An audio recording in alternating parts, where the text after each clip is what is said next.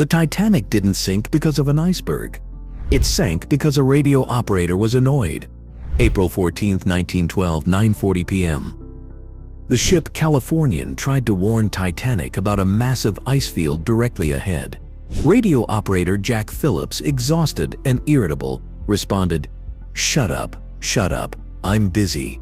The Californian's operator, insulted, turned off his equipment and went to bed. 2 hours later, 1,500 people were drowning, and the Californian, just 10 miles away, never heard the distress calls. The final photographs taken that day capture something historians still argue about. Was this tragedy avoidable? The answer is yes. Here's the proof. Look at this photograph. April 10, 1912. A young mother holds her baby on the Titanic's deck, smiling at the camera. Her name was Maria Backström. She's traveling to America with her 4 children, hoping for a better life. In less than 5 days, she'll be dead.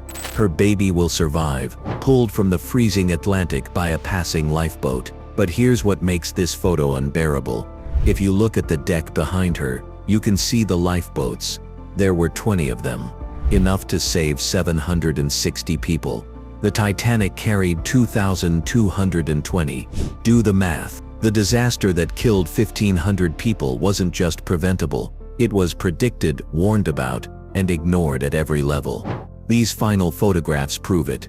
April 14, 1912 began like a dream. The Titanic had been at sea for 4 days, and passengers had settled into the rhythm of luxury. Father Francis Browne, a Jesuit priest and amateur photographer, had already documented 2 remarkable days aboard the ship before disembarking in Ireland. His photos show something historians still study today: the last normal moments before catastrophe. In one image, passengers stroll the boat deck in their Sunday best, heading to morning church service. The women wear elaborate hats. The men sport pressed suits. Children skip alongside their parents. Everyone looks peaceful, content, safe. The ship's designer, Thomas Andrews, appears in another photo, standing near a staircase, hands in pockets, surveying his creation with quiet pride. He had no idea his ship had a fatal flaw. The watertight compartments everyone trusted. They only went up partway. Water could spill over the top, compartment to compartment, like ice cubes in a tray. Andrews would realize this truth in the ship's final hours. He was last seen staring at a painting in the first-class smoking room, accepting his fate. By afternoon, the temperature had dropped significantly. Passengers noticed. Photos from this time show people bundled in heavy coats and scarves, unusual for mid-April. The officers noticed too. Throughout the day, Titanic received 6 ice warnings from nearby ships. The steamer Mesaba sent a critical message at 9:40 p.m., reporting a massive ice field directly in the Titanic's path. The message never reached the bridge. Why? The radio operators Jack Phillips and Harold Bride were overwhelmed with passenger telegrams. Wealthy travelers wanted to send messages to friends in New York, bragging about their voyage on the world's most luxurious ship. Phillips was exhausted, irritable, and when another ship, the Californian, tried to warn him they'd stopped due to ice, he cut them off with a harsh message. Shut up, I'm busy." The Californian's radio operator, insulted and tired, turned off his equipment and went to bed. That decision would haunt him forever. Meanwhile, Captain Edward Smith kept the ship at near full speed, 22 knots through waters he knew contained ice. Why? Several theories exist. Some say he wanted to arrive in New York early, impressing the White Star Line's manager. Others suggest he trusted the calm sea and clear visibility. But the truth is simpler and more damning. Overconfidence. Dinner that evening was spectacular. First-class passengers enjoyed an 11-course meal in the grand dining saloon. Oysters, salmon, filet mignon, lamb, roast duck, foie gras, chocolate eclairs. The menu was later recovered from a victim's body and sold at auction for $76,000. While the wealthy feasted, third-class passengers ate simpler fare: soup, roast beef, potatoes, bread. But even in steerage, spirits were high. Families shared stories of the new lives waiting for them in America. Jobs, land, freedom, hope filled every corner of the ship. One photo taken that evening shows the grand staircase illuminated by ornate light fixtures, carved wood panels gleam. A cherub statue holds a lamp aloft. The caption could read, "The height of Edwardian luxury," but knowing what's coming, it looks more like a beautiful tomb. At 11:40 p.m., lookout Frederick Fleet spotted something in the darkness, a massive shape, black against the starry sky. An iceberg, directly ahead. He rang the warning bell 3 times and telephoned the bridge. "Iceberg, right ahead." First Officer William Murdoch immediately ordered the ship hard to starboard, and the engines reversed. But it was too late. The Titanic's massive hull couldn't turn fast enough. The collision felt like nothing to most passengers. A slight grinding sensation. A faint shudder. Many slept through it entirely. Those awake described it as brushing against something, like sliding past a dump. Some passengers went on deck and played with chunks of ice that had fallen onto the ship. They laughed, posed for photos, tossed ice pieces back and forth like snowballs. They had no idea the ship was already doomed. Below the waterline, the iceberg had torn a 300-foot gash along the hull. Not a single massive hole as many imagine, but a series of narrow slices across 6 watertight compartments. The ship could survive 4 compartments flooding. 6 meant Thomas Andrews inspected the damage and gave Captain Smith the terrible truth. The Titanic had less than 2 hours. Smith couldn't believe it. He asked Andrews to check again. Andrews returned with the same answer.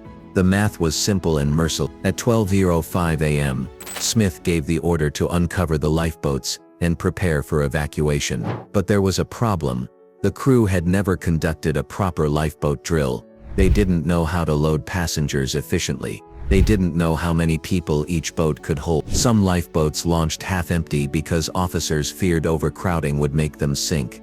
The truth about the lifeboats is the most infuriating part of the Titanic story. The ship carried 20 boats with a total capacity of. Regulations at the time only required 16 boats.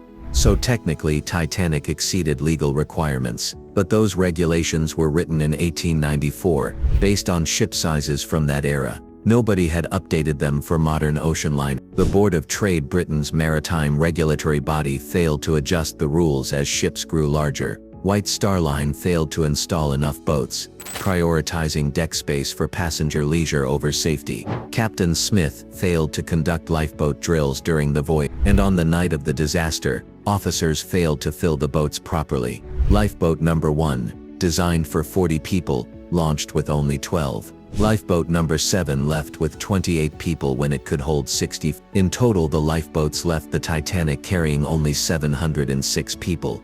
472 empty seats, in boats that floated away while 1,500 people drowned. After the ship sank, survivors in the lifeboats heard the scream, hundreds of voices crying out in the freezing water begging for help. Most lifeboats refused to go back, fearing they'd be swamped by desperate swimmers. Only one boat, number 14, returned to search for survivors. They pulled 4 people from the water, 3 survived. 1 died. Meanwhile, the Californian sat less than 10 miles away, stopped for the night because of ice. Its crew saw Titanic's distress rockets, but assumed they were celebratory fireworks. The radio was off. Nobody woke the operator. Help sat within sight, and nobody came. The photographs taken after the rescue tell the rest of the story. When Carpathia arrived in New York on April 18, crowds packed the docks, reporters swarmed, camera flashes popped. Photos captured survivors stepping off the ship, wrapped in borrowed clothes and blankets, faces hollow with trauma.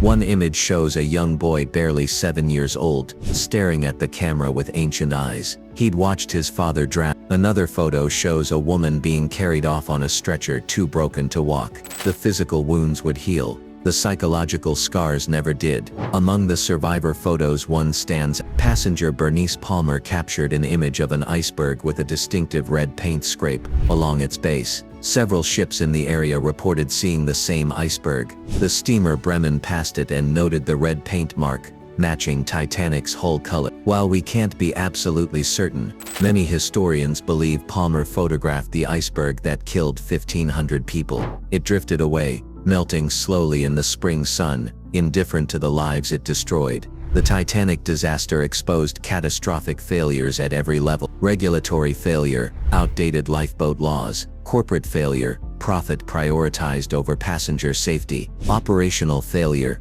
ignored ice warnings and excessive speed, human failure over confidence in unsinkable technology. These weren't unfortunate accidents, they were choices made by people who believed nothing could go wrong, who trusted their judgment over evidence, who assumed the rules didn't apply to them. And here's the lesson we keep forgetting. The same patterns repeat throughout history. Challenger exploded because engineers' warnings were ignored. Deepwater Horizon exploded because safety protocols were bypassed. The 2008 financial crisis happened because people believed too big to fail. We keep building unsinkable ships, and we keep watching them sink. If you're interested in more hidden truths from history, subscribe so you don't miss the next story, because the past has more to teach us than we realize. The Titanic's wreck was finally located in 1985, 2.5 miles below the Atlantic surface. Cameras captured haunting images of the ship's remains. The bow sits upright, still majestic despite decades of decay.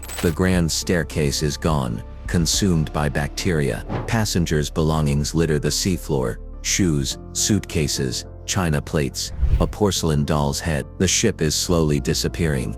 Bacteria are eating the metal. Within decades, the Titanic will collapse into rust and memory, but the photographs remain. They connect us to real people who lived, loved, hoped, and they force us to confront uncomfortable truths about human nature, our arrogance, our greed, our willingness to ignore danger until it's too late. Every face in those final photos represents someone's entire world. A mother who kissed her children goodnight and never saw morning. A father who gave his life jacket to a stranger. A crew member who stayed at his post, ensuring others could escape. These weren't just victims of a maritime disaster. They were people who deserved better from the systems meant to protect them. Look again at that photo of Maria Backström, holding her baby on the Titanic's deck. Behind her you can see the lifeboats that should have saved her. You can see the crew members who should have been trained. You can see the ship that should have been sailing slower. Everything needed to prevent this tragedy was already there, visible in the frame,